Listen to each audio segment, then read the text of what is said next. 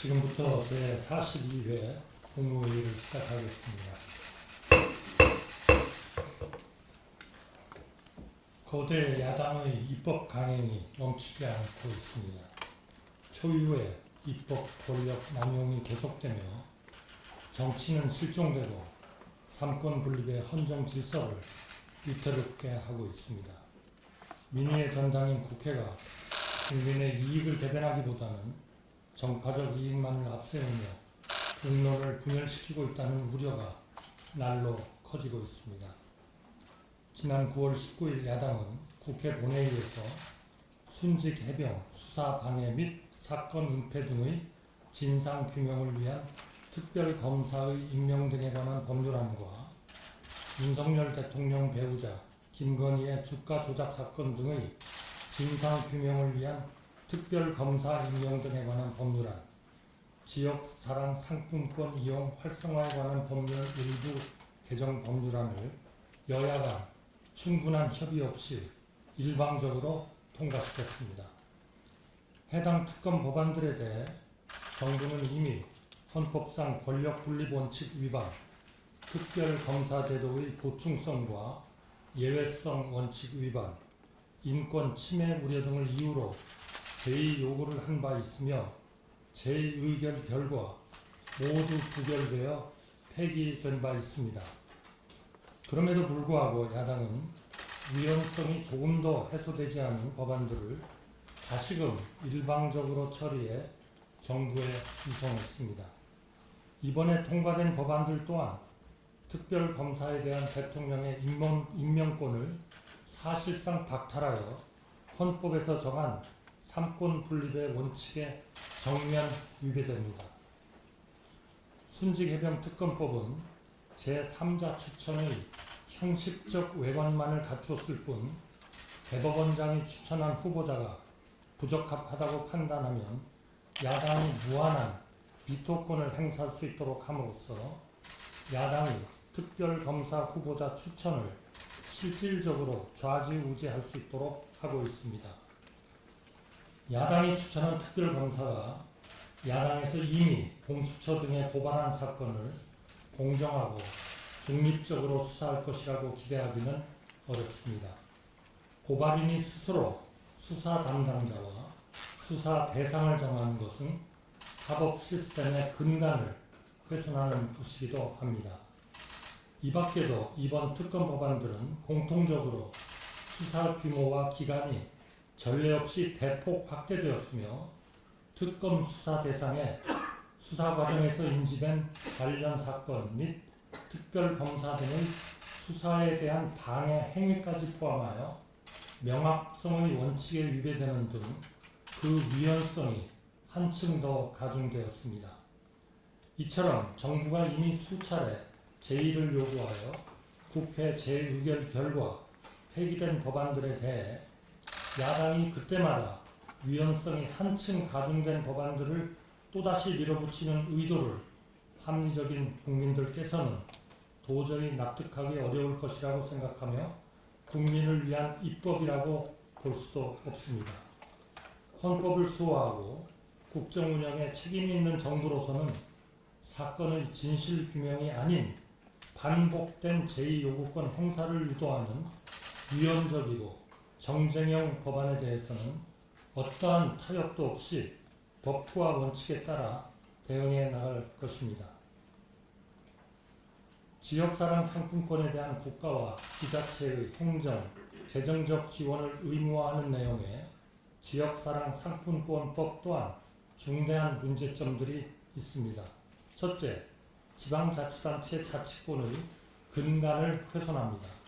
지역사랑 상품권을 발행하는 것은 지방자치단체장이 스스로 결정해서 집행하는 자치사무입니다.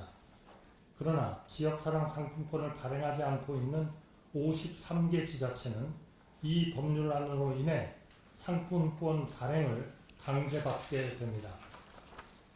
둘째, 헌법이 부여하고 있는 정부의 예산 편성권을 침해할 소지가 큽니다.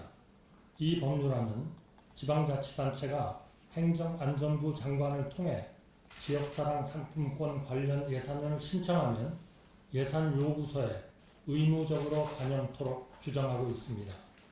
이는 법률안 시행만으로 정부가 재정 지원 의무를 지게 됨에 따라 헌법상 정부의 예산 편성권을 침해하여 삼권 분립의 원칙을 훼손할 우려가 있습니다. 셋째, 재정 여력이 충분한 지자체에 더 많은 국가 재원이 투입되는 부익부, 빈익빈 현상을 초래할 것입니다. 또한 전국적으로 지역사랑 상품권을 동시에 발행하게 되면 대도시 및 도시 중심지 위주로 자금 쏠림 현상이 발생하게 될 것입니다. 즉, 지방 소멸 완화와 지역 균형 발전이라는 이 법률안의 목적과 취지에 역행하는 방향으로 운영될 소지가 매우 높습니다. 정부는 그동안 25조 원 규모의 소상공인, 자영업자 종합대책을 마련하고 28차례의 민생 토론회를 개최하여 국민의 경제적 부담을 즉시 해소하는 등 민생의 어려움을 조금이라도 덜어드리기 위해 다각도로 노력해 왔습니다. 민생에는 여야가 따로 있을 수도 없습니다. 그러나 충분한 논의 없이 마련된 이 법률안은 민생을 살리기보다는 지역의 혼란을 초래하고 국민의 혈세만 낭비할 가능성이 높습니다.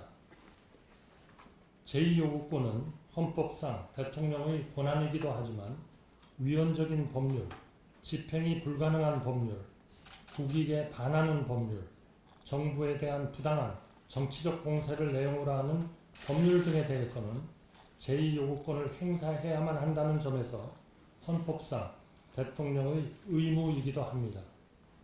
오늘 국무회의에서는 오로지 국민의 이익과 헌법 수호의 관점에서 국무위원들과 함께 깊이 고민하며 본 법안들에 대한 국회 재논의를 요구하는 안건을 심의하고 그 결과를 대통령께 건의드리도록 하겠습니다.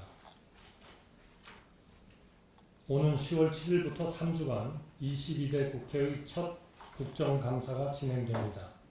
국정감사는 국정 전반에 대해 국민을 대표한 국회의 평가를 받는 자리인 만큼 정부는 겸허한 자세로 진지하게 임해야 할 것입니다. 우선 각 부처에서는 국정감사에 임하기에 앞서 지난해 국정감사에서 지적된 사안들이 제대로 실행되었는지 꼼꼼하게 점검해 주시기 바랍니다. 국정감사에서 제기된 합리적이고 생산적인 지적은 적극 정책에 반영하고 여야 의원님들과 함께 필요한 입법 조치를 강구해 주시기 바랍니다. 아울러 그간 각 부처가 해왔던 개혁 과제들을 국민께 제대로 알리고 오해나 비판을 불식시키는 계기로 삼겠다는 각오로 당당하고 적극적으로 국정감사에 임해야 할 것입니다. 근거 없는 비방이나 사실과 다른 비판에 대해서는 국민들께서 혼란스러워하지 않으시도록 책임 있는 자세로 사실관계를 분명히 밝혀주시기 바랍니다. 아무쪼록 올해 국정감사가 여야 국회의원님들의 해안과 상호 존중을 바탕으로 민생 회복에 기여하고 대한민국의 미래를 준비하는 데 도움이 되는 유익한 국정감사가 되기를 기대합니다.